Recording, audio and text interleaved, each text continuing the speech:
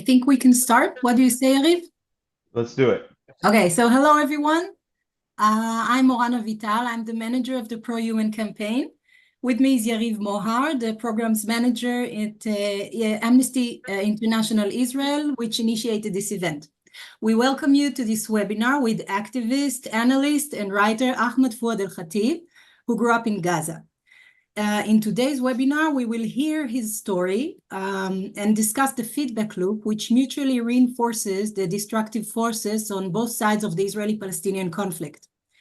This is the third in a series of online events that deal with the main challenges of human rights work amid the Gaza war and the polarized toxic public discourse surrounding it. It is a pleasure to host you, Ahmed, in our webinar series. The first part of this meeting will include questions from us to Ahmed and a discussion on the webinar's topic. This will take approximately 40 to 50 minutes. And at the end of this part, we'll have time for Q&A from the audience. Please write your questions via the Q&A function on the bottom bar or in the chat box. As I mentioned earlier, this event is produced by the Pro-Human Campaign, a global network of organizations and individuals led by Amnesty Israel. It was formed in order to unionize and amplify the various voices that see humans before taking sides amid the horrifying violence and repression in our region. In the face of polarized and toxic public discourse and many voices that promote human rights to only one side while failing to recognize the suffering and risks on the other side, we invite everyone to help us promote a different voice and join the network. Notwithstanding the need to account for power imbalances and oppressor-oppressed dynamics between the two sides, we believe that there is a crucial need nowadays to re-universalize aspects of human rights work globally. Just for your information, the webinar is being recorded, and Yariv, the floor is yours for the first question to Ahmed. Thank you, Moran, and hello, Ahmed. So it is a real pleasure to have you today. I have to say that I have personally followed you on X Twitter for quite some time, and I really admire your ability to explore an analytical clarity.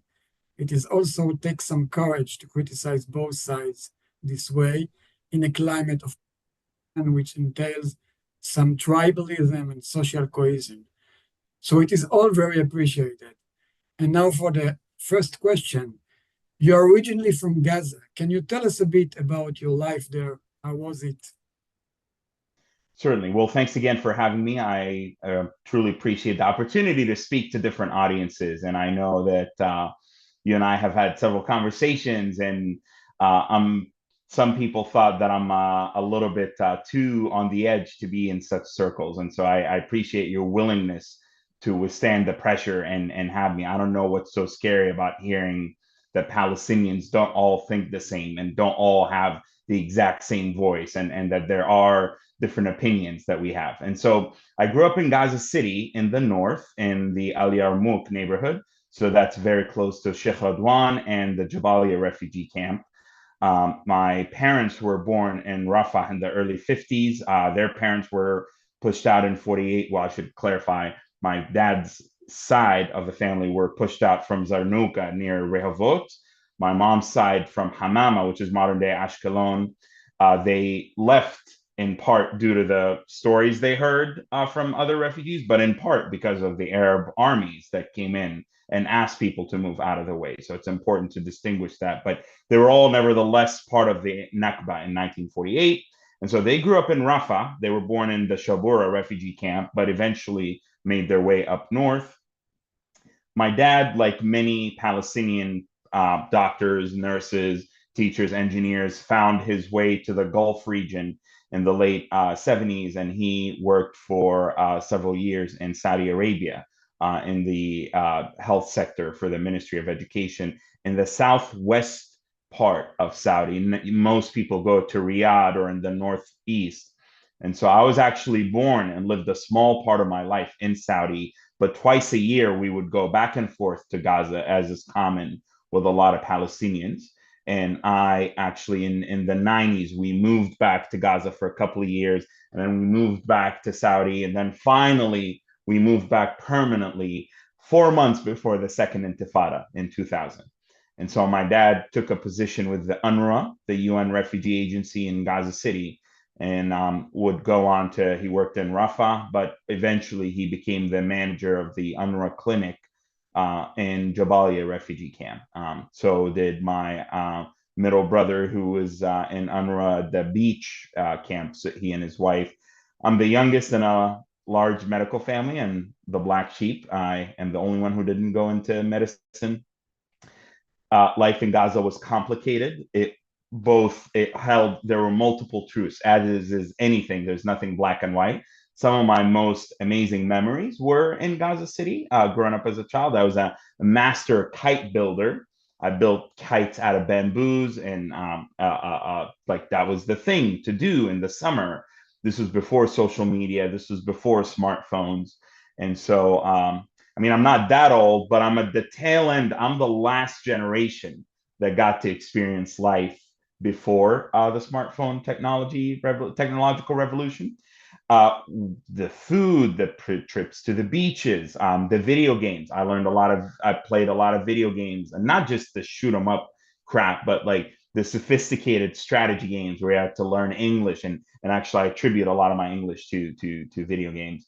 So that was, and then there's the family components, and we lived, as is common in Gaza, in a home of multiple stories, and each floor had an uncle. So my dad, being the eldest, he bought a plot of land for his family, like 40 years ago or 30 years ago, probably 40 years ago.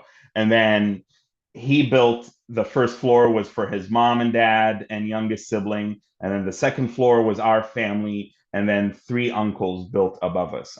That is very common. So that means it's Thanksgiving every single day, for better or for worse. So that was on one side. And then on the other side, experiencing the second intifada up close, experiencing the violence and the horror. And there was tears of that. And I must say that, the level of violence has progressively gone up, if you will, to where at the beginning it started with the demonstrations and the throwing rocks at Israeli checkpoints and soldiers, then escalated to Apache helicopters, then escalated to boats, then escalated to F-16s and F-15s. So even within the first intifada, I remember vividly all the demonstrations, and there were multiple times when, whether it be Hamas or Fatah or others, but especially Hamas, they would come to schools and they would try to get the students out of UNRWA other schools and send them on buses to the borders to throw rocks at Israeli soldiers. Some of those things were organic, they happened on their own. Some of them were instigated. And I remember vividly my parents not only lecturing me, but beating me up several times, to say, don't you dare go to the borders and throw rocks, because you're going to come back disabled. You're going to come back. This is not the way to do it. This is not going to be helpful. My family was very independent. My immediate family, I'm talking, was very independent. So as a child, I remember meeting Yasser Arafat multiple times and sitting on his lap a few times. But I also remember meeting Ahmed Yassin, the founder of Hamas. I remember meeting Mohammed Dahlan, and my uncle, who was the head of the Special Paralympics. My uncle was a disabled man, but he worked for the Palestinian Authority, for the Ministry of Youth and Sports. And so his house was a convening place for all sorts of political forces. They used to think I was going to be a special needs kid because I never played with the young people. I always sat with the adults, hearing about Oslo, hearing about what's happening with Camp David, hearing about the Intifada, hearing about and witnessing up close Hamas's rise to political power, being at the mosques and seeing how the PA lost control of all the mosques are part of the Ministry of Religious Affairs, essentially, the Waqf. And so over time, the mosques went from being just a space for religious practice to one that very much so entailed political discussions, fury, indoctrination, tensions, anger. And so again, life in Gaza, to summarize, was complex. There were the first time I was ever tear gassed was not by the Israelis. It was by the Palestinian Authority forces. There were some militants. The Palestinian Authority used to try to contain some of the militants, but also they would arrest them a lot of times. Those who would conduct, violent assaults against Israeli targets, the settlements, those who were involved in suicide bombings, because that was seen as sabotaging the Oslo process, or as undermining Palestinian Authority control. And so I remember, once again, we were in school, and then a bunch of schools were let out by agents of chaos. And so we were supposed to go and protest against the Palestinian Authority. And I was a child, I was 10 years old, man. I had no idea what I was doing. And we were protesting against the Palestinian Authority holding a militant unjustly. And then I remember being tear gassed, and I remember distinctly how awful it was, and being choked. And I remember people coming up to me and putting onions on my face. So again, the good, the bad, the complex, the ugly. I remember I went to UNRWA schools. We used to have, I have a shaved head, but if you had this in Gaza, this was a sign that you had lice, because lice at UNRWA schools was very common. And so the way shampoos didn't work, because lice in refugee camps was very shampoo resistant, antibiotic resistant, if you will. And so the way to treat lice at the time was they would actually make you pour gasoline or diesel on your head.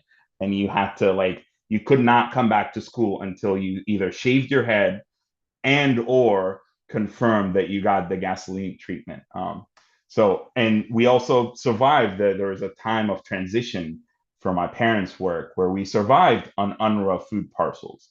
And it was not this notion, unfortunately, of freeloading, and we were like, oh, we're just living for free. It was humiliating. My dad would put it in a car and would make us get the food at night so that the neighbors wouldn't see us bringing UNRWA food, because it was humiliating. Many people wanted to be independent. They didn't want to be aid dependent. They didn't want others in the neighborhood to know, even in a refugee context, even in a hardship. Now that got significantly worse over time. So I know, but nevertheless, there is this sentiment that Gazans are just freeloading and they're just sitting on their rear ends, and the truth couldn't be further from that.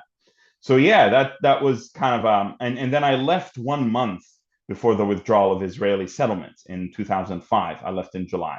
So that was a time of anticipation, hope, uncertainty.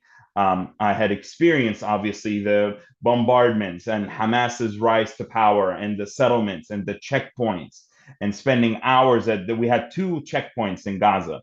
There was the Netzarim checkpoint in northern Gaza, where the Netzarim corridor is right now being occupied by the IDF in Gaza. And then there was the main checkpoint was around Gush Katif in the south, between Deir el-Balah and Khan Yunis. So that my mom's family, which was my second home, was in Rafah. And so I was there every weekend. And so sometimes we would get lucky and experience the checkpoint for only an hour. Sometimes it would take all day to cross it.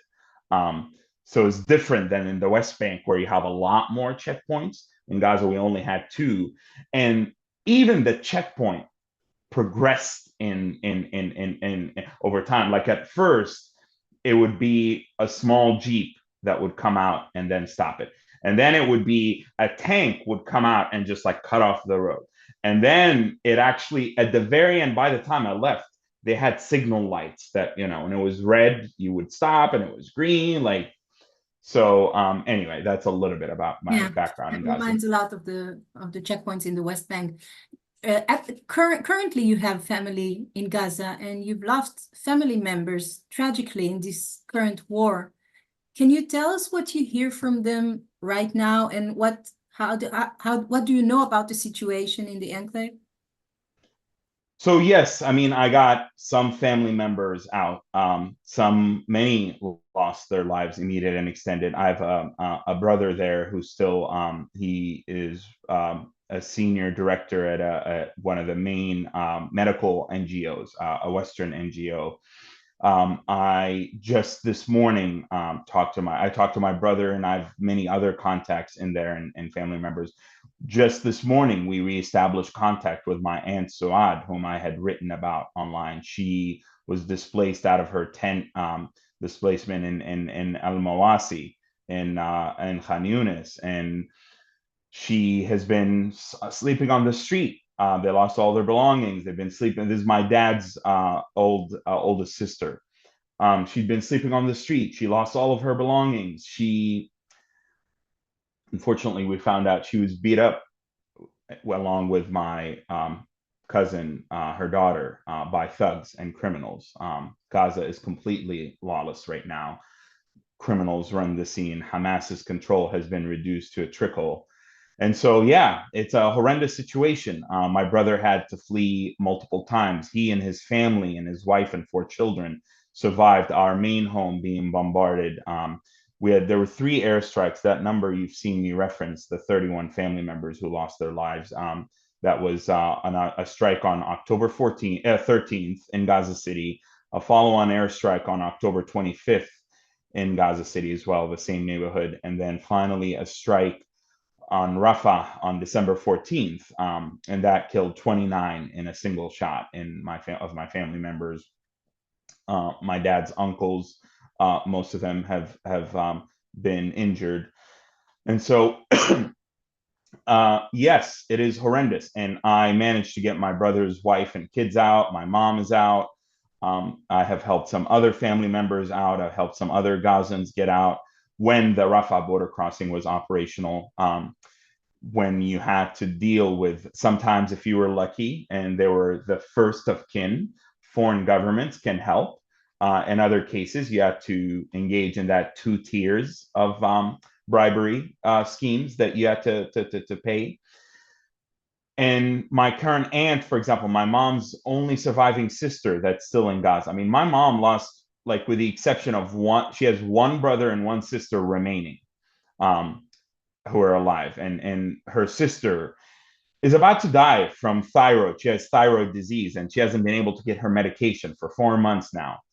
And I've been desperately trying to get her out. She's in Deir el-Balah, and she had to leave now that the IDF is going in Deir el-Balah. I mean, I could just go on and on and on about all my contacts and my folks. And in 2015, I actually worked on an airport I built an organization to build an internationally run humanitarian IDF approved airport in the Gaza Strip. Gaza had a short-lived airport in 99 and in 2000, and I flew into it a couple of times. And so I made a lot of progress, but through that work, I mean, I built an army of volunteers and a massive network in Gaza. And so just the daily avalanche of stories that I hear day in and day out are horrendous and are extremely painful. And so, yeah, that's the daily occurrence is an input of all the horrors. But it's not just the bombardment and the horrors of the war and the IDF evacuation orders and the killing and the tanks and the death and destruction. It's the humanitarian suffering. It's the breakdown of law and order. It's how Hamas is conducting itself. It's how remnants of Hamas are conducting themselves. It encapsulates the total picture. It's how whenever a community experiences such horrendous warfare, there's a lot of internal violence. A lot of that violence gets internalized and people take it out on each other. And you have aggression and PTSD and the crime and people fighting for resources. And so it's a really, really grim daily picture, unfortunately. Yeah, so just to clarify, someone asked, and it's right that we haven't said it in your story, you currently live in the US, just to clarify, ever since you're 14, if I'm not mistaken. When I was 15, yes. I try to go back. I'm 34.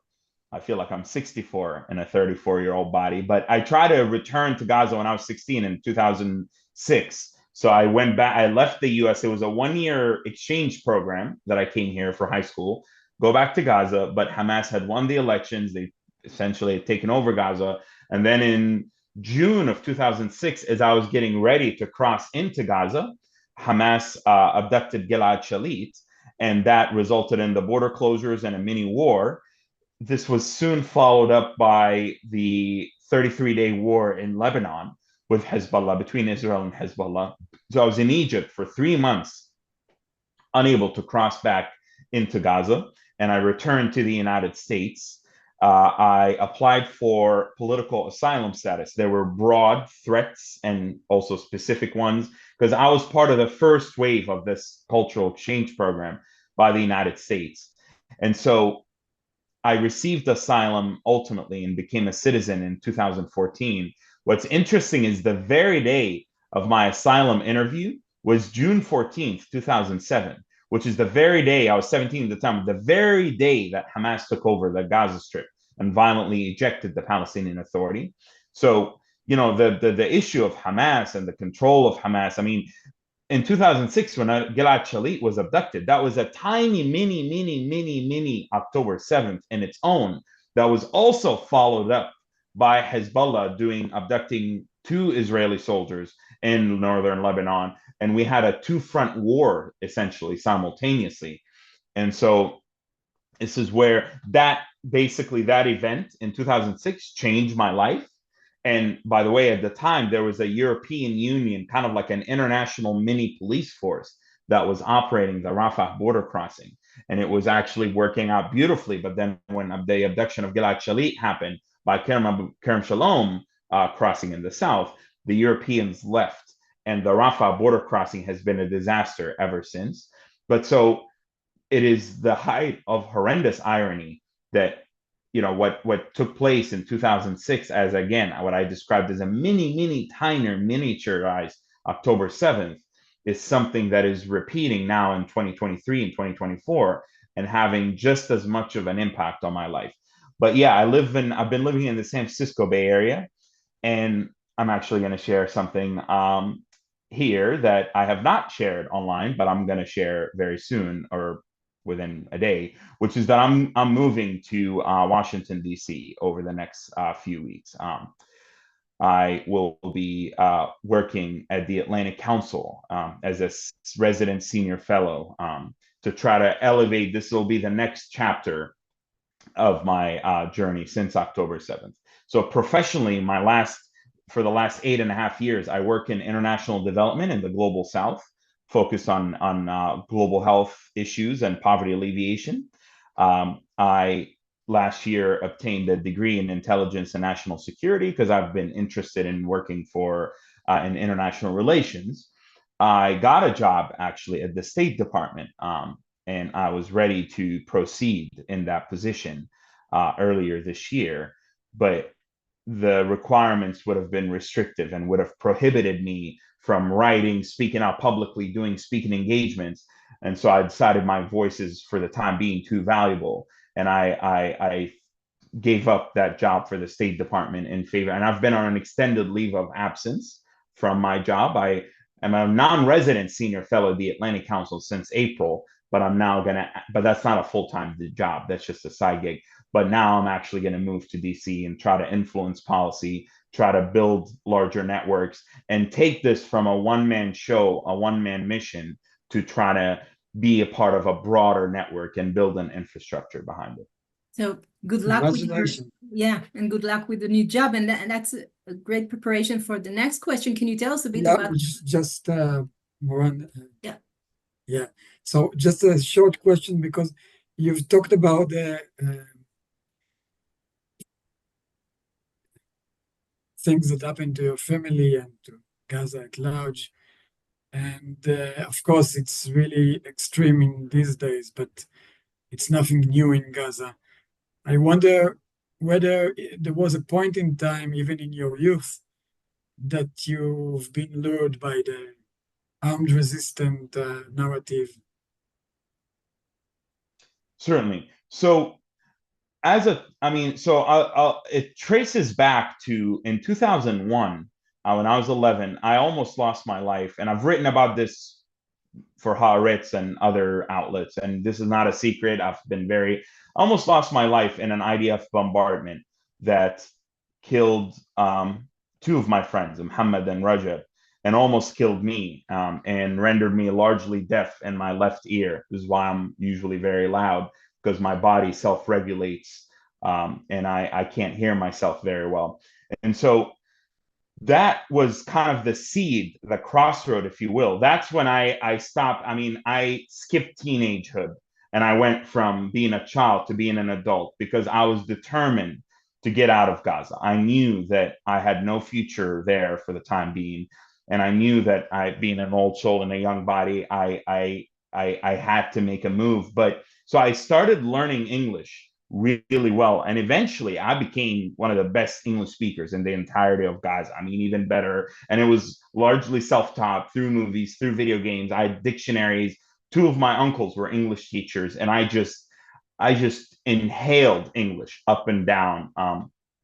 And so as a result of being an excellent English speaker, there were multiple times when different groups, let's just say different groups with the big one, were absolutely interested. And they don't just come to you and say, okay, now you're going to join. It's a process.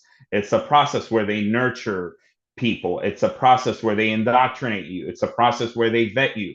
It's a process to basically ensure that you're going to be a loyal member of them. And I'll just say it, like, yes, Hamas absolutely were interested, and they use schools and they use mosques as recruitment. And so they were interested in me, absolutely.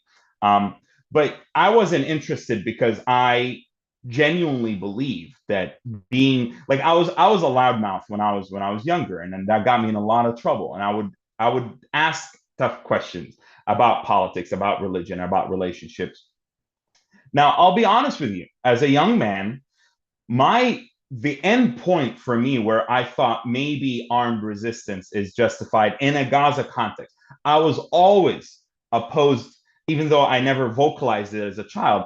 I always asked questions, and it went from questions to opposition to, is it really just for somebody to, I remember how it was, I mean, the concept of resistance enjoys, armed resistance enjoys widespread support. Or, sorry, I should clarify, the concept of resistance enjoys widespread support. Armed resistance is one of the multifaceted aspects of resistance that over time in some segments has grown to represent the resistance. And this is one of the things that was nefarious about Hamas, is they wouldn't call themselves Hamas. They would call themselves the resistance. So linguistically, ideologically, philosophically, the indoctrination, the use of language, even the framing of their whole raison d'etre was, we are the resistance. And so I believed in some aspects of the armed resistance as a child when it came to the settlements in Gaza. But once the withdrawal of 2000, but again, there were voices within Gaza that were opposed to the suicide bombings. The Palestinian Authority people were opposed to suicide bombings. Fatah people were opposed to suicide bombings because they said we're part of a political program that is going to get us as close as possible to statehood, to independence, to sovereignty. And Hamas and violence and Islamism and being aligned with the Islamic Republic of Iran is not going to serve our cause. It is going to undermine us. So there's always been opposition to suicide bombings from a variety of points of view. I remember being in paint class one day. There was an incident of a 2-year-old child in a settlement in the West Bank being killed, and having a debate with some of my classmates about, is that really justified? And I remember saying, I think, because we were taught as children that the Prophet Muhammad would always tell his warriors, don't cut a tree, don't kill a woman, don't do this, don't do that. So I said, how are we reconciling? How do we say we're going to be, looking up to the Prophet, but we're going to somehow reconcile this as being justified? And I remember always asking those questions. Just to be blunt, for me, the cutoff point for armed resistance in Gaza was when the withdrawal happened in 2005. I said, khalas, this is it. Gaza now, yes, there's the occupation of the airspace, of the territorial waters, you could say of the borders, but theoretically, that is the end of, like, we cannot just be engaged in resistance for the sake of resistance. Gaza and the West Bank are separate. Yes, they're part of the national project, but Gaza was a special case. I believe that the end of the armed resistance in Gaza should have taken place when the Israeli settlements and troops pulled out, and that the next phase of resistance was that of building a nation building, turning Gaza into the beating heart of a future Palestinian state, rebuilding the airport, building a seaport, showing what an occupation-free West Bank would look like. So to me, there was a complete ideological shift in saying we cannot just follow this armed resistance narrative, which, by the way, again, I separate from specific to the direct military occupation versus going into Israel and blowing up clubs and restaurants. And I remember vividly seeing that. I remember the 2002 Passover massacre at the Park Hotel that took place in April, and how that was followed, Ariel Sharon, by the largest military attack on the West Bank since 1967. So again, that nuance was within me even as a child. But that's because other people in Gaza, and this is what I tell people, many people in Gaza also felt similarly about the need to engage in a political process and in nonviolence, and warning about Hamas's rise and how Hamas, even after the 2005 withdrawal, warning the United States that Hamas is going to rise to political power through the elections. Mohammed Dahlan warned Condoleezza Rice and Elliot Abrams that Gaza, the Palestinian Authority, was not ready for elections. And if you push for elections right now, after the chaos of the withdrawal in 2005, Hamas will win. So I'm talking specifically about Gaza, the West Bank. I'm going to be honest with you. There are many things about that. I've never set foot in the West Bank. I've never been in the West Bank. I know a lot about the West Bank through friends, through study, through keeping up with it. But the Gaza context is very unique and specific, and it has to be compartmentalized. Not that Gaza shouldn't be a part of the West Bank as part of the national project for Palestinian liberation and self-determination, but Gaza's case is very specific. And this idea that we didn't need, like, this lack of acknowledgement that direct military occupation ended in 2005 is harmful, because it just creates this one size fits all, and there's no nuance in how, and that's important to acknowledge to help us get past this current horrendous war. Ahmed, this is fascinating, at least to me, but I mean, we are moving forward with our time, and we still haven't got to talk about one of the main issues we wanted to discuss. So in order to start and get to this issue, I would like you to please describe very shortly your activism. What are you doing today? Certainly. Not so professionally, but around, yeah, you know, writing and certainly. Well, they're connected. They've grown to be connected. So when October 7th happened, I was horrified. I was absolutely I mean, just devastated on multiple levels. I had been tracking several things leading up to it. I've been tracking the mass protests against Hamas in July and August. I've been tracking the Qataris wanting to cut off Hamas funding, only for Netanyahu to tell them to keep it going in September. I had been tracking the Saudi Israeli rapprochement that was potentially going to lead to normalization. I had been tracking the low popularity and failure of Hamas's governance and the hardships in Gaza. And again, before October 7th, I just want to clarify that, you know, Gaza was both a horrendous place in some aspects, but it was also a beautiful place worthy of protecting. It was beautiful with its parks and sprawling neighborhoods and beaches and restaurants. People made the most of it. There was a rising art scene and art galleries. There was music. There was food. There was hope that there could be something different. People, yes, lived on 8 hours of electricity a day, but generators and batteries and solar. People figured out a way to mitigate water. The Israeli military itself was actually being pragmatic in issuing work permits and allowing more building and construction materials. Like Gaza's first malls took place under the blockade. And so I had been tracking Gaza with anxiety that Hamas was going to do something stupid. And then when I saw what happened on October 7th, I saw into the future. I immediately realized that this was going to be a disaster of epic proportions. I immediately realized that Gaza, as we knew it, was going to cease to exist. I was horrified by the dehumanization of Israeli victims of October 7th and the celebration of taking women and children as hostages in a way that I thought was shameful as a Palestinian and as somebody who's very pro-Palestine, was pro the just and urgent aspirations of the Palestinian people for liberation and self-determination and independence and dignity and sovereignty.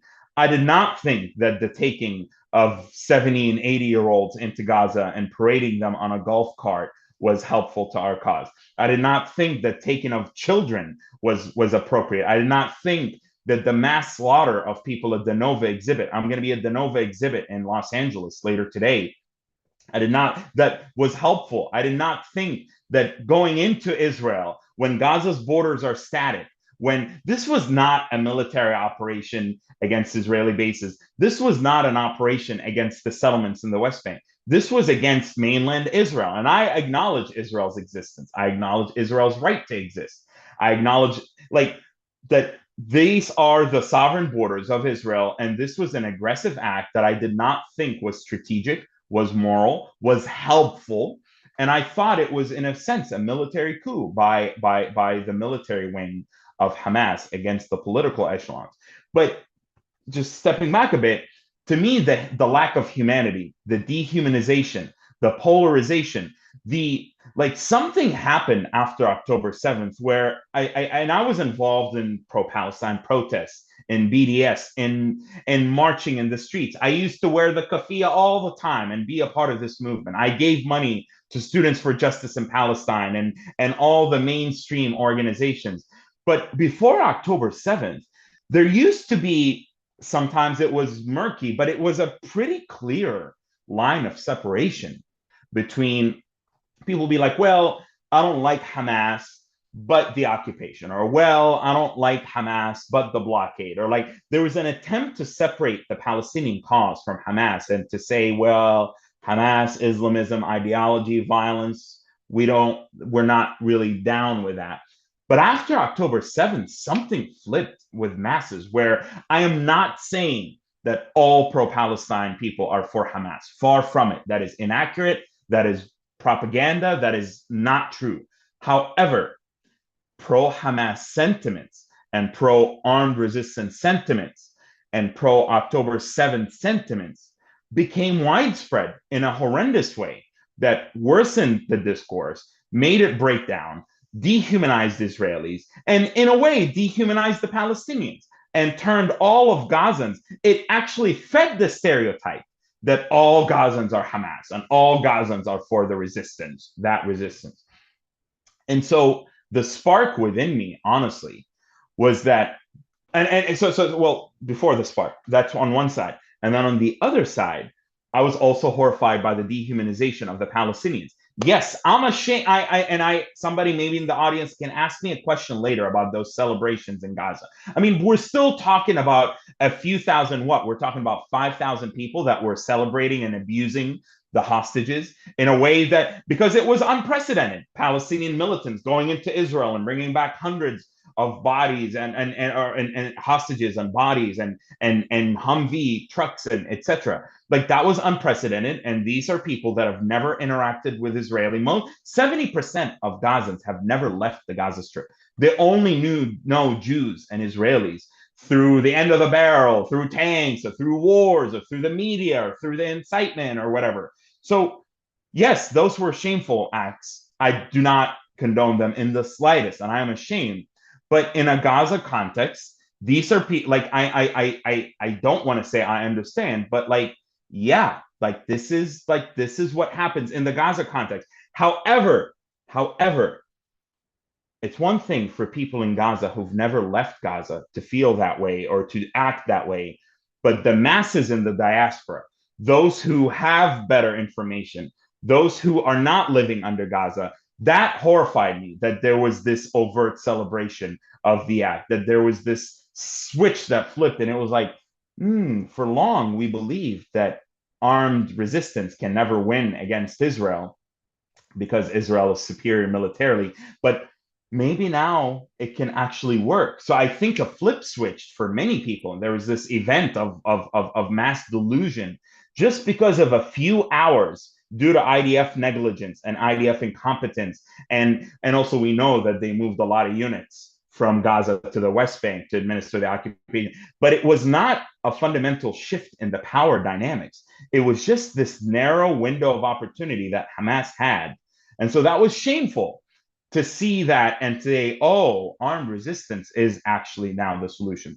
On the other hand, I was horrified by the dehumanization of Palestinian civilians, and to say all Gaza is Hamas, all of them want to kill Jews, all Palestinians are savages, all Palestinians are Islamists. And I thought that this was priming Israeli and global audiences for the disaster that was about to be inflicted upon Gaza and the flattening of Gaza. So I saw the dehumanization, despite the imbalance in power dynamics. There were relatively, concurrent trends of dehumanization and the breakdown of the discourse. So the spark for me was that I wanted to bridge that gap. I didn't want to operate in any of the entrenched narratives. I wanted to mainly push for the humanity of Israeli victims early on, and to say we need to have an actual end. First of all, I was one of the first to say, do not call for a ceasefire without pairing that with a call for the release of hostages, because that is inhumane. And to go from, oh, they're hostages to, oh, they're just prisoners. I'm sorry, little children that are like even preteens, that is shameful. Those are not prisoners of war, okay? Those are hostages. I don't care what the Israeli military does. The Israeli military takes Palestinian children as prisoners, yes, but we are better than that. We cannot, two wrongs don't make a right. So there was that, and then there was like, no, I know my people. I know the people of Gaza. They are not all Hamas. They did not, a tiny, slim margin of the population participated in October 7th. And now the rest of the Palestinian people in Gaza are paying the price for a sin that they did not commit. And I was horrified by that. So that was the spark. So I started meeting with Israelis and the Jewish community. And I started going to synagogues and to Jewish community centers, and reaching out to my Jewish friends and reaffirming my commitment to being an ally and a brother and a friend and a friend. And that's not kumbaya. It was a desperate, like, practical, pragmatic need to make sure that these relationships don't fall apart, because Jews and Israelis across the spectrum have been some of my strongest allies. And I say across the spectrum, I'm not just talking about the liberal Zionists or the liberals or the leftists or the anti-Zionists. I'm talking about the centrists. I'm talking about center-right and even right-wingers, whom we may not have agreed on many issues or the topics, but we agreed that we are two human beings worthy of life, safety, and security. Israelis and Palestinians belong. They're not going anywhere. Again, that is not kumbaya. That is a pragmatic, practical manner to actually get us past this horrendous chapter. So for me, it started with that. Sorry, I'm sorry to cut. It's all so interesting, but for of time, I want to get to you echo this so much in your talk, but I want to now conceptualize it. You're talking about dehumanization of Israelis, which led to dehumanization of Palestinians. And what we see is a kind of feedback loop. What I mean by feedback loop is a wide set of dynamics in which almost any harmful or offensive conduct by one side fuels a similar reaction on the other side, although not necessarily on the same scale, given the power imbalances between the parties. It is broader than the common concept of cycle of violence, since even in quiet times, with no explicit violence, the Israeli oppressive control of the Palestinians is still in place, in and of itself, an enduring offensive act, which contributes to this loop. So we are in constant loop within the forces, within the destructive forces. And I wonder, how do you see that in your analysis of the situation? Absolutely, and this ties to the next piece that I was going to say.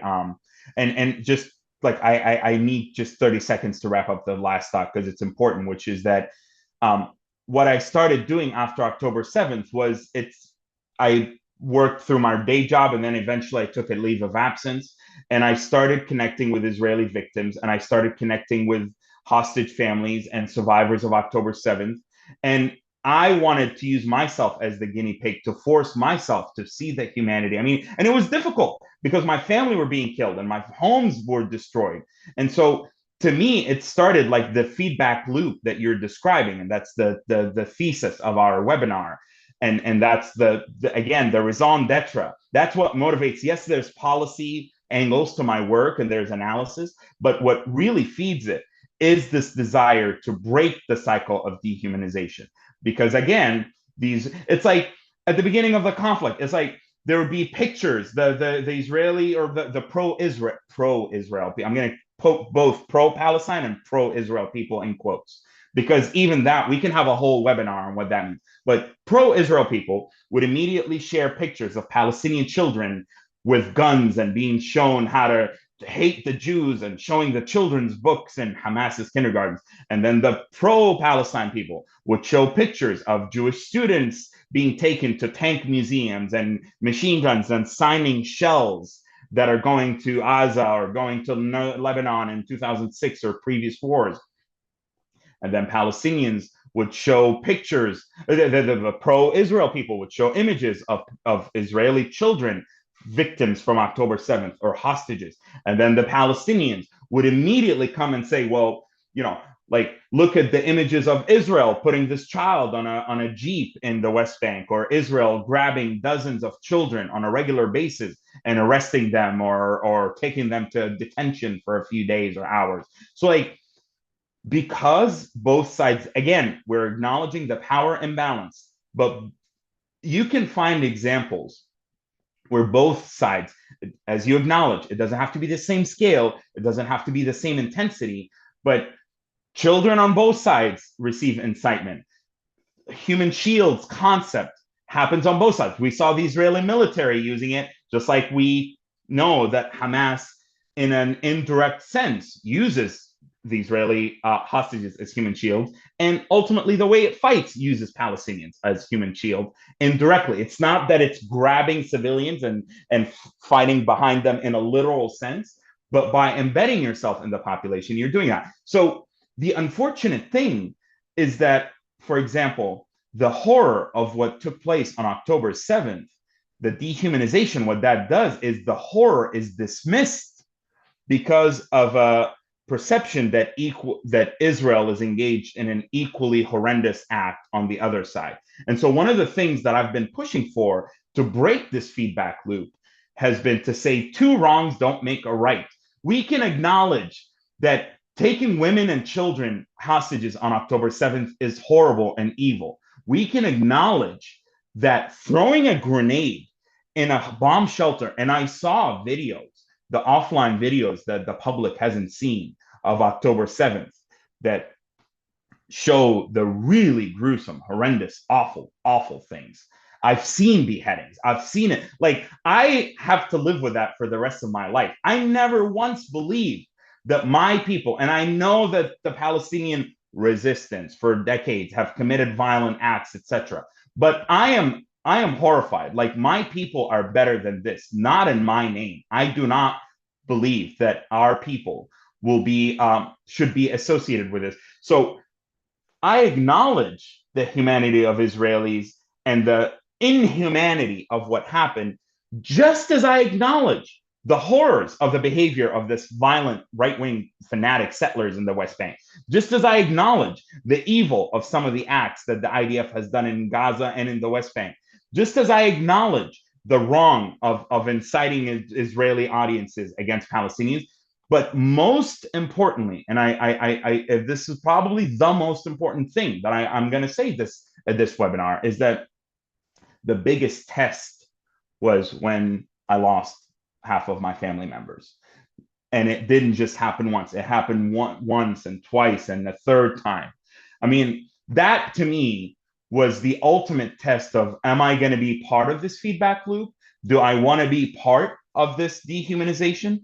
Because I'm going to be honest with you, it was painful. It was horrible. I could hardly get out of bed. I could hardly function. I could hardly push forward. And at that time, a lot of my Israeli friends and Jewish friends were reaching out to me, and they were in allyship. And some of the victims of October 7th and some of the families of the hostages that I had built relationships with, they came through to me, or for me, rather.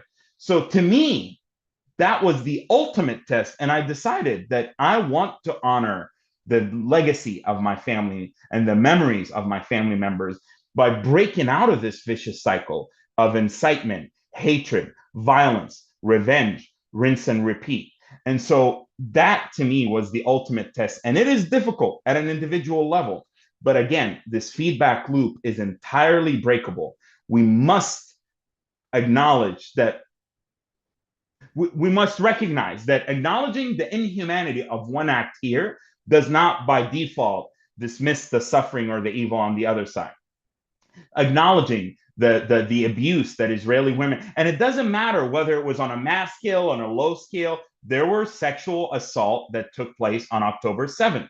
Acknowledging that doesn't dismiss the horrors of the sexual abuse that Palestinian prisoners are facing now or have faced before. Acknowledging the killing of Israeli civilians doesn't dismiss the death of my own family members. It doesn't mean I'm justifying the bombardment. It doesn't mean I don't want the war to stop. So that's what I've been desperately trying to communicate to the Palestinian, Arab, and Muslim people, populations, and allies and friends, is that it actually bolsters our humanity and our cause and our case by acknowledging the humanity of the Israelis. It doesn't weaken it. Thank you, Ahmed. I have another question. How do you see the role of oppressor-oppressed dynamics in analyzing the conflict? I mean, within this approach and framework of universality that you've just talked about, what way should we give to such imbalances of power, in your opinion? And so I also want to acknowledge that I don't come at this from an academic point of view. I don't come at this. There are people that will write theses about, this theory, critical race theory, intersectionality, etc. But I come at it as a regular average dude that lived it, that experienced it, that carries the battle scars. I have to deal with this condition due to the hearing loss for the rest of my life. And it causes me also I experienced being, I guess, what you would call the oppressed. My family has experienced it. On the one hand, again, this is true, that there is a first-tier nuclear power with a first world economy, access to munitions and to the world and to political power, etc., versus a dispossessed and displaced people that don't have adequate self-representation. So in one sense, factual sense, it does exist, this dynamic. In another sense, I think it has become, unfortunately, far too simplistic, or it has been used to propagate simplistic reductionist narratives that are part of the feedback loop of dehumanization, that are a part of this, just because the Palestinians are oppressed, that does not give them carte blanche to commit acts that are inhumane or that are criminal or that go against international law. There is a right to resistance, but the right to resistance does not grant you the ability to take hostages. It does not mean you go into civilian areas and you could commit violent acts. Not only is it just illegal, but it's also immoral. On the other hand, Israel, as the oppressor, in that factual sense, I think, while it has a duty to, the burden, there is a greater burden on Israel to when it comes to dealing with ending the occupation and ending the injustices and ending the settlement enterprises, ending the dehumanization, ending the mass incarceration of Palestinians. So again, multiple things are true. However, just because Israel is in the position of the oppressor doesn't mean that all Israelis are legitimate targets. Doesn't mean that we dehumanize all Israelis. Doesn't mean that we normalize violence against Israelis. Doesn't mean that we don't acknowledge that there are parties and elements within Israel that are partners for peace, that want to push for that their mere existence, the mere existence of Israel, does not preclude our ability to engage with Israelis. Because unfortunately, there's this trend of anti-normalization that is a carte blanche. Israelis are all oppressors. We're not going to engage them. We're not going to talk to them. And unless you come out and you say, I am anti-Zionist, or I am going to give up my existence as an Israeli, I can't talk to you. And I think that's wrong. And this is where I want to talk to not just the leftists and the liberals in Israel, but you make peace with your enemies, not your friends. I can make peace with leftists and liberals in Israel tomorrow. It's the center and the center right and the masses within Israel that unfortunately have been partly led to believe that there is no peace with the Palestinians or no chance of peace, but also as a result of the violence and as a result of Gaza and as a result of the suicide bombings, have given up on the prospect of peace. And I think October 7th was such a disaster and a stab in the back to those in the kibbutzim communities that were leftist and were peaceniks, that drove Palestinians to medical appointments, Vivian Silver and the likes, who are absolutely committed to peace and coexistence with the Palestinians. In other words, what I'm trying to say is we need the Israelis to make peace. Just because they might fit the parameters of an oppressor doesn't mean we cannot work with them as a population, as a political entity, even as we push for accountability for the settlements and for the violence and for the occupation. So multiple tracks need to happen at once. But the adoption of the oppressor dynamic has restricted our, again, it has propagated simplistic reductionist narratives that believe that the Palestinians can do no wrong no matter what, which I think is inaccurate. And they have actually kind of closed us out, like kept us out or of reaching otherwise unreachable Israeli audiences that are going to be vital partners for breaking the dehumanization cycles and ending the occupation and ultimately achieving durable peace and coexistence. Great. So this would be the last question, and then we will move on to questions from the audience. So I want to ask you, Ahmed, there are, and you kind of mentioned it in passing, that Israel has a higher burden as the oppressor or the strong party, and I personally agree. So there are voices who says that Israel, being the dominant side, is the one that, if changing its conduct, a positive, positive change is possible. So we need to focus our criticism mainly on Israel, not necessarily because it's the most evil side, but this is the leeway for a change, because you try to change the side which have control, which has influence, which has dominance. And I mean, your attitude is quite different. I wonder, what is your take on that? So on the one hand, there's truth to that. On the other hand, I mean, I believe that change comes from within, okay? I understand that the Palestinians are victims of, again, occupation injustices, but we're also victims of bad leadership. We're also victims of not having done enough soul searching as a community. And I really understand that somebody in the West Bank who is spending hours every day going through the checkpoints, they're solely thinking about the checkpoint and getting on with their lives, and they're not sitting there and doing soul searching for what's this or what's that. People in Gaza right now, or people who are aid dependent, or people who are suffering. Like, I understand that the Palestinian folks who are living the day-to-day grim realities of life may have a hard time developing the Palestinian narrative, doing the soul searching, deciding on who are we as a Palestinian people, what is our identity, what is our sense of agency and responsibility. Are we truly entirely powerless? I advocate for self-responsibility and for agency and accountability. And that's not, when I can't believe that when I say this, people are like, oh, these are Zionist talking points. It's like when I worked with survivors of sexual assault, the whole thing is you frame it as you're a survivor, you're not a victim. You empower people, you empower communities of color to take matters into their own hand, even as they fight back against oppression, even as they fight back. So, to me, I think so I understand the people in the territories, the Palestinian lands, are having a hard time dealing with that. But that's where the role of leadership, that's where the role of civil society, that's where the role of the diaspora that are failing miserably in helping the Palestinian people think of these broader, what does it mean to be Palestinian? What is that? I know for me what it means to that, but to somebody in the diaspora, to a refugee in Jordan or Lebanon or Syria, to the Palestinians who are living in the UAE or in Saudi, to the half Palestinian, half British person, or half Greek, half Palestinian.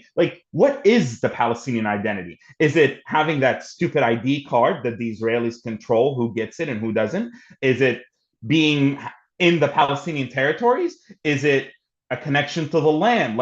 So that's one. What are the parameters of Palestinian agency? How do we assess 76 years of failures upon failures upon failures? We tried the pan-Arabism of Gamal Abdel Nasser and pan-Arabism. We've tried the PLO secularism and the Marxism and the leftism of the PFLPs. We've been trying Islamism, different ideologies, same concept, same failures. And so I think it's time for the Palestinian people. And then finally, again, looking at the fragile yet viable Oslo process. There are tons of problems with Oslo. I get it. But it was a starting point for what could have been a true pathway to achieving self-determination and independence. Looking at the withdrawal of Gaza. And again, how did we fail? 20 years almost it's been since the withdrawal. What could we have done differently? We don't have those conversations in the Palestinian community. We're divided, we're fragmented. The national dialogue within Palestine has been reduced to factional dialogue between Hamas and Fatah, or PLO and whatever. We as Palestinian people, as the average citizen, as Hamas and Fatah on one side, but also just the broad community of Palestinians, we don't have I almost want to create the equivalent of the Zionist movement for the Palestinians, to unify the Palestinians globally and to say, who are we as a people? What are the parameters of our connection to the land? What does it mean to be a Palestinian? How do we learn from the mistakes? How do we learn from the fact that, a Palestinian state, a provisional Palestinian state, for example, wasn't declared between 1948 and 1967. And part of that, by the way, is because the Arabs, the Egyptians and the Jordanians prevented the Palestinians from establishing that. Part of that is that, then, okay, fine. Then when Yasser Arafat was told by Anwar Sadat, come with me and I will get you back the West Bank and Gaza. Why did he say no in the 70s and wasted all that time jumping from Jordan and then Lebanon and causing all that chaos and then interfering in Kuwait, only to come back in 93 and say, fine, we'll do the Oslo peace process? And why did Hamas squander an opportunity to turn Gaza into the jewel, the beating heart of a future Palestinian state? And again, this is the underlining, demonstrating that when given a chance, Palestinians are capable of effective self-governance. Palestinians are not out to harm all Israelis. Palestinians are not going to turn their territories into a citadel for Iranian-led or the Islamic Republic's nefarious regional agenda. That, to me, is just as valuable as putting all the blame on Israel when it comes to the war and to the factions. Because then, if we have our house in order, we can go, and I believe in nonviolent resistance, by the way, whether it be legal, whether it be political, whether it be using the UN, whether it be using international law, whether it be using all available nonviolent means. I have issues with aspects of BDS because they preclude, I think there's this fallacy that you're going to replicate the South Africa model. I have issues with this idea that you're going to shut out all Israelis and just like, especially in academia, I have issues that if you're not anti-Zionist, then I can't engage with you. So to me, it bolsters our case if we're going to the US, if we're going to Congress, and we're saying, look, we want the two-state solution. We want the right to self-determination on this land. We acknowledge Israel's existence and Israel's inevitable continued existence and Israel's right to exist. We don't want to kill Jews. Our issue isn't anti-Semitism. Our issue is that we want to have our rights on what remains of our land. We've already compromised. We've been displaced. We've already acknowledged that the entirety of historic Palestine will never go back to all being Palestine.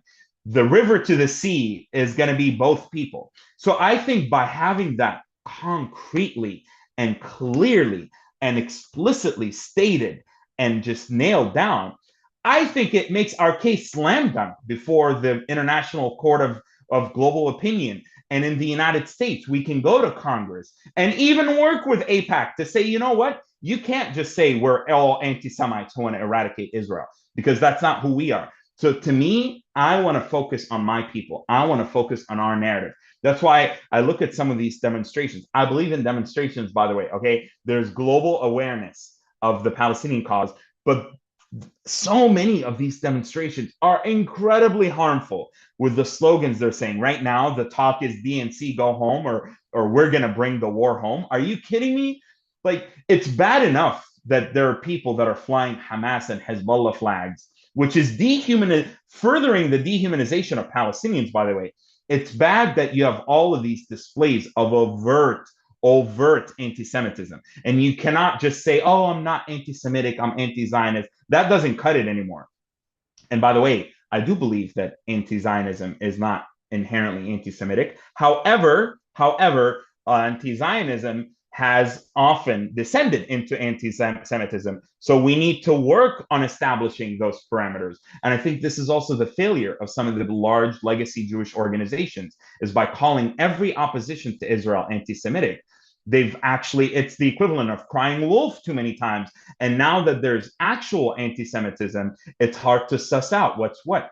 And so just to conclude, I do not think it bolsters our case to only keep the pressure on Israel. I think we have a lot of cleaning out house. And by the way, people say, oh, now is not the right time.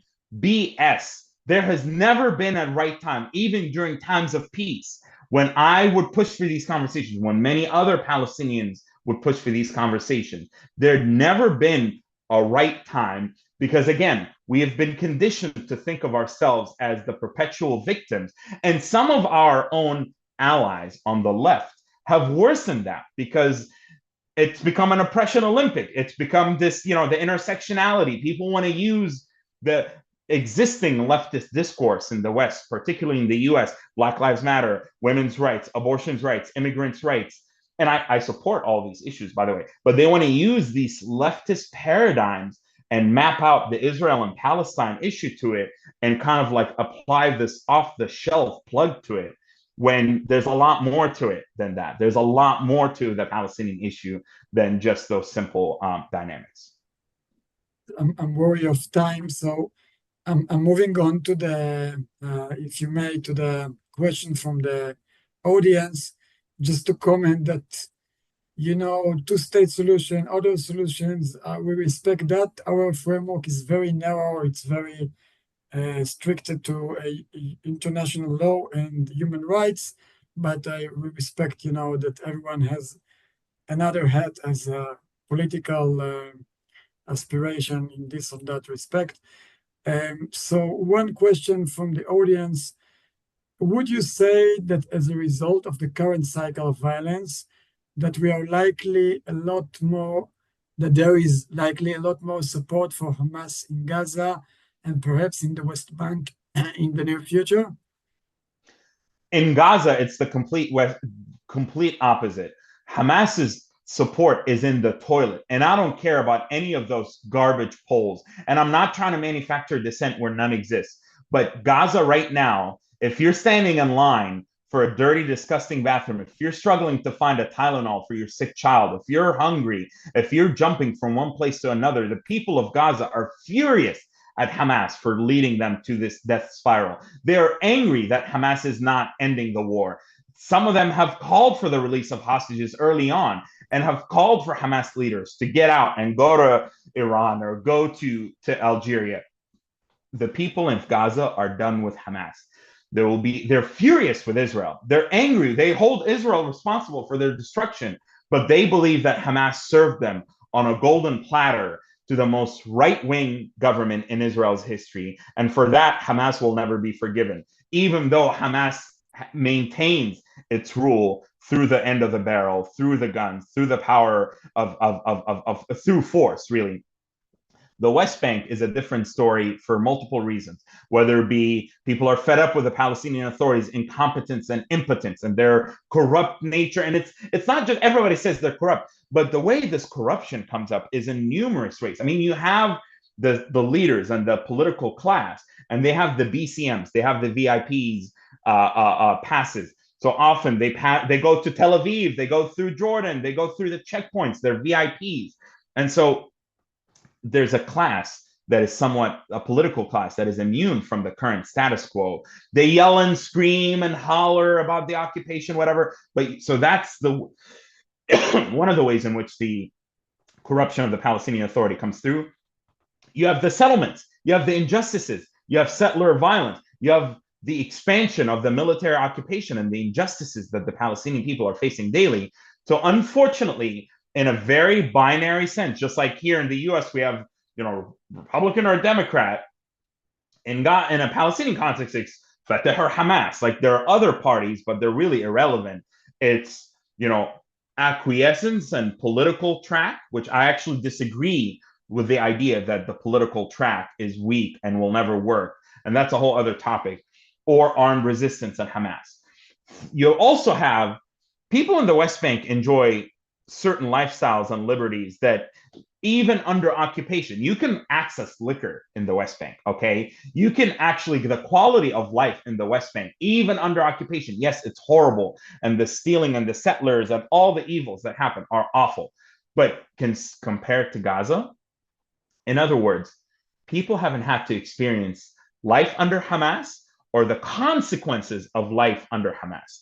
And so that to me is part of why Hamas is surging in the West Bank, but in Gaza, where they're actually facing the consequences, their popularity is in the toilet, 100%. And there will be a reckoning once the war ends.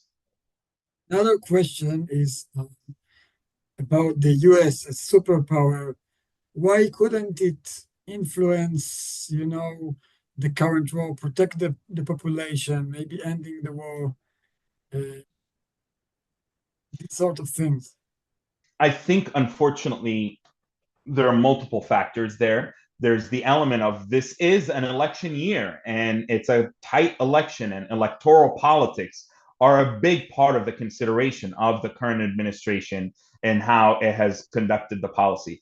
There was also the historic ironclad commitment to Israel's security that, in a way, in the realpolitik of it, had to be renewed kind of tenfold after the horror and the mass scale of the killing and the death that took place on October 7th. There was also the regional aspect of this, whereby Israel is indirectly part of a broader regional alliance against the Islamic Republic and their proxies. And so the United States feels like it has no choice but to support Israel. It believes that we're giving Israel all of these weapons to protect against Hezbollah. Okay, fine. They said, okay, now the US says we want to evaluate how these munitions have been used in Gaza. We know how they've been used. We know that Israel committed war crimes in Gaza. The killing of my family members, children as young as 3 and 4 months old, shredded to bits and pieces. That is a war crime. Is it genocide? Honestly, I'm gonna be honest with you. I think there are elements of genocide to what's happening. I think there are people in Israel, leaders that would like to commit genocide if given a chance. But I don't think, as horrible as what's happening right now, I don't think in its current shape and format is genocide in the traditional manner. Now, somebody else can litigate that to death, and Omer Bartov can disagree with me. That's fine. I'm just saying, but to me, it doesn't make it any less horrible and awful. It doesn't make it any, regardless of this fight over the labels. Regardless, I actually think, again, this fight over the language is a distraction from the horror of what's happening. And I think focusing on the evil of what's taken place is far more important than insisting that it is genocide or not genocide. So going back to the United States, I think a combination of elections, I think the regional dynamics, I think the United States is also in a bind in that it absolutely knows that Israel committed violations of its own law, let alone international law. But seizing support for Israel is just not politically viable anytime soon. And so that's where pushing the United States on the humanitarian front, pushing the United States to push for the ceasefire, and pushing for transparency in who's really hindering the ceasefire. And I think it's clear to everybody that at this point, you have Gallant, you have the head of Mossad saying Netanyahu is hindering the reaching of the ceasefire of the deal. You have the Israeli negotiators saying that Netanyahu is sabotaging this. You have the Jerusalem Post, you have the Times of Israel. You have everybody in their right mind saying that the Netanyahu in particular is prolonging this war. And part of that isn't just that he's worried for his political survival and lack of accountability for October 7th and the legal troubles. It's also, look at the West Bank. I mean, Smotrich and Ben Gvir, October 7th has been a gift to the settlement enterprise. They have taken off. They have seized so many lands. They have gone crazy, insane with the settler violence.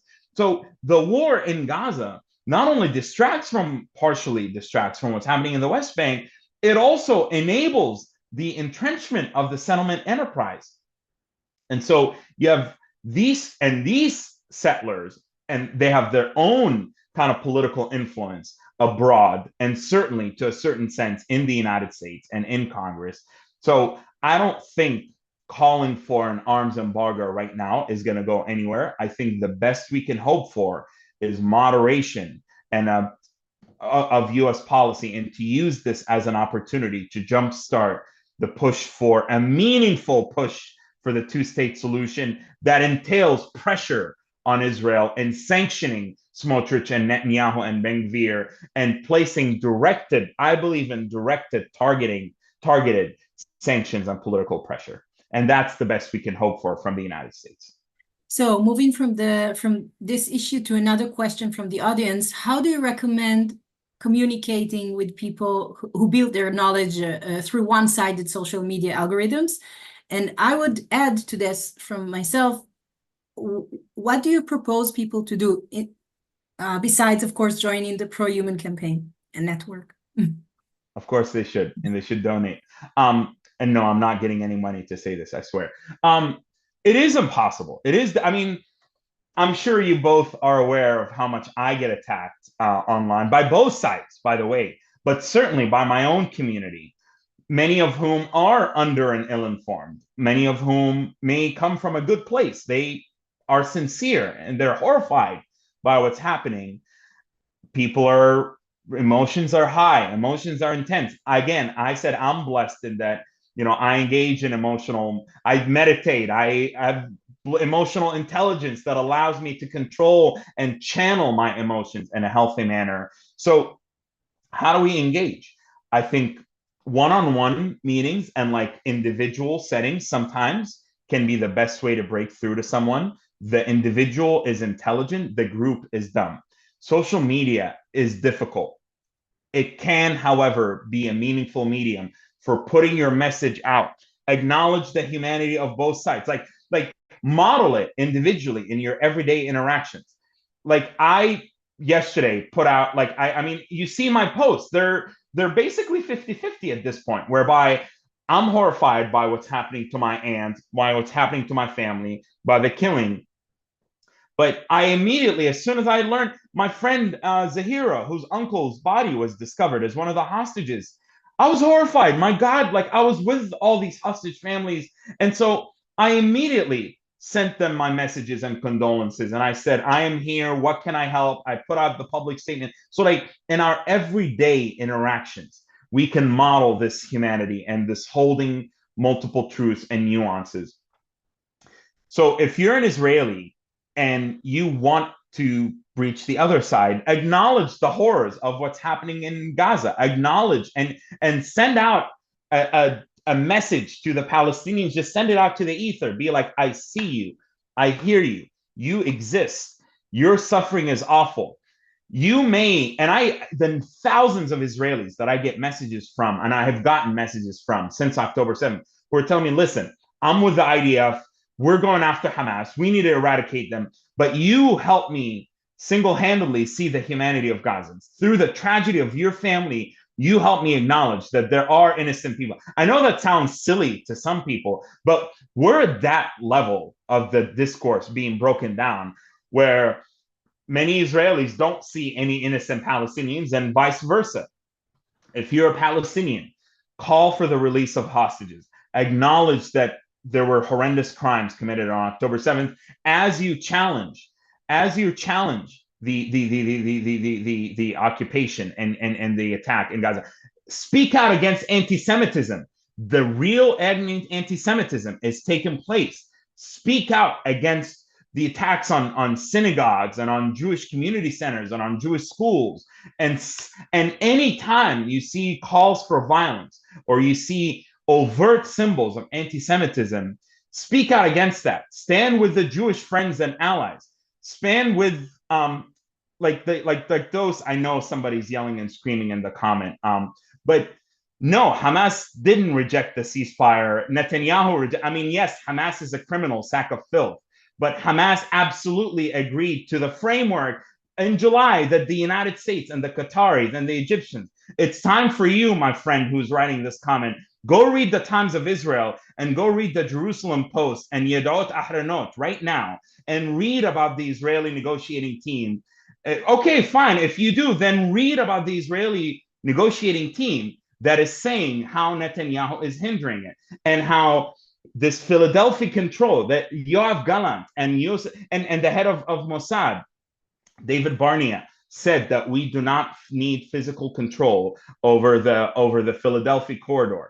Even I just answered your question. Okay, anyway, so the idea is stand with the Jewish people, even as the Palestinian people are suffering. Stand with the humanity of the Palestinian people, even as you want the hostages to come back, even as you stand against violence against the Israeli people, even as you're against Hamas and against the Iranian regime and against Hezbollah and the horror that is taking place in the north and the tens of thousands of Israelis that have been displaced in the north and in the south, the tens of thousands of Israelis that are impacted by this. So that is how you reach those people, is in a way.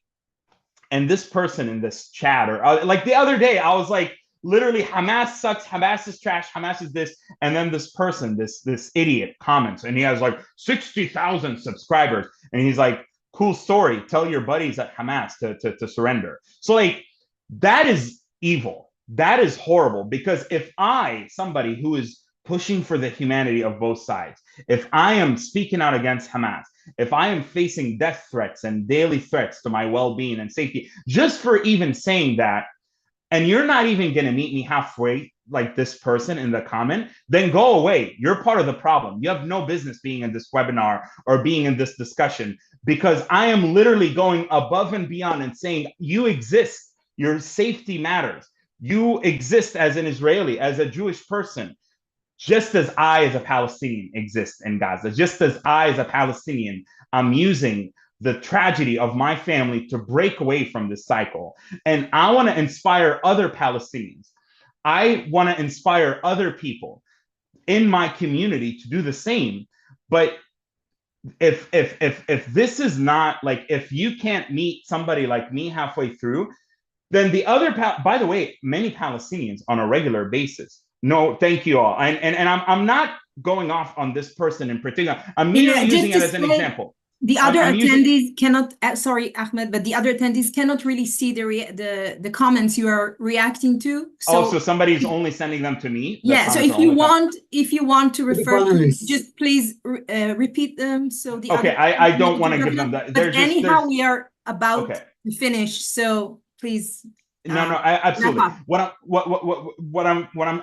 want time for one more question, but just real quickly, model it in your everyday behavior. When I put out a statement, literally, like, people love it when I'm attacking Hamas and attacking the anti-Semitism and attacking the hateful people, and I'm attacking all these other things. But they, at the moment that I share something about the suffering in Gaza, they're like, well, tell your buddies in Hamas to surrender, or this is all on you, or this is a disaster. Why can't you just acknowledge, say, like, you know what, Ahmed, at minimum, keep your mouth shut, or at best be like, you know, I despise Hamas, but you're right, there's horrible suffering. And vice versa, by the way. Like, when I share the suffering of the Israelis, or when I talk about stories of my friends who are hostage families, the Palestinians come immediately to my, pro-Palestine people, not the Palestinians, some pro-Palestine people will come to my comments and say, how dare you acknowledge these, how about your own family? They killed your own family. They're killing our people. And I'm like, yeah, well, two things can be true at once. So model it in your everyday interactions, people. It is attainable. If I, as somebody who's deaf and who has to deal with this on a daily basis, if somebody who lost my family members, yes, I'm privileged. I have safety in the West. I can do it. We're all privileged in our own way. But if I can do it, I promise you, many more of us can do it. It is difficult. It takes emotional intelligence.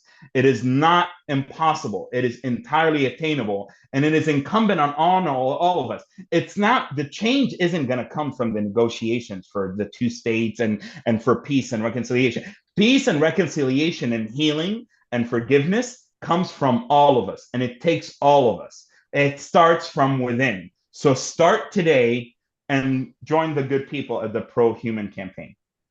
And same to conclude, we can say that, you know, acknowledging suffering is not a trade-off. It's not that you have less when you acknowledge the other side's suffering. It seems like that's how they react.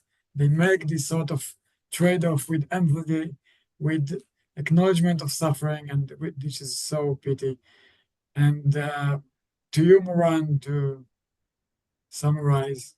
Yeah, so just to say thank you so much, Ahmed, for being with us this evening and telling us your personal story and background and your opinions and your really clear moral voice, which is so important these days. We're very happy to have you. The recording of this session will be uploaded to our mini site, the Pro-Human Campaign, or the prohumancamp.com. You can or COIL, sorry, you can check it out.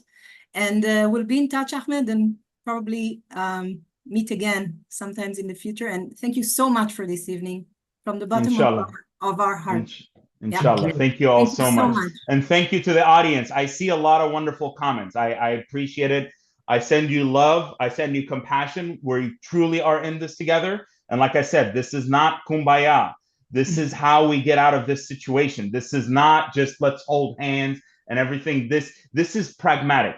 Love, coexistence, healing, mutual recovery, mutual empathy.